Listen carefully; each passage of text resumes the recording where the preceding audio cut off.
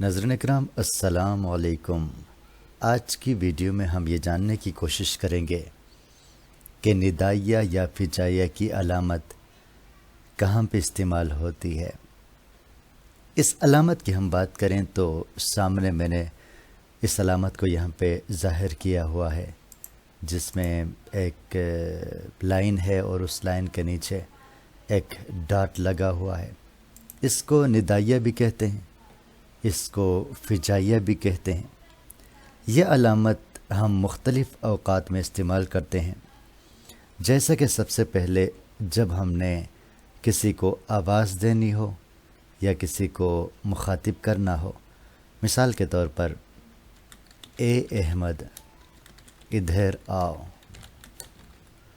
یہاں پہ ہم نے احمد کو آواز دی یا اس کو مخاطب کیا، لہٰذا ہم نے اس میں یہ علامت لگا دی۔ اسی طرح جب ہم سلام کرتے ہیں یا کسی کو جناب علی، وہ بھی مخاطب ہی ہے، السلام علیکم کہتے ہیں، تو اس میں بھی علامت لگا لیتے ہیں۔ اور محترم جناب علی، جب ہم نے کسی کو مخاطب کیا کہ جناب علی، اس میں بھی یہ علامت ہم استعمال کر سکتے ہیں۔ اس کے علاوہ خوشی کے موقع پر جو الفاظ ہم ادا کرتے ہیں، مثال کے طور پہ واہ کیا پیارا موسم ہے، یہاں بھی ہم یہ جو ندائیہ کی علامت ہے اس کو استعمال کرتے ہیں۔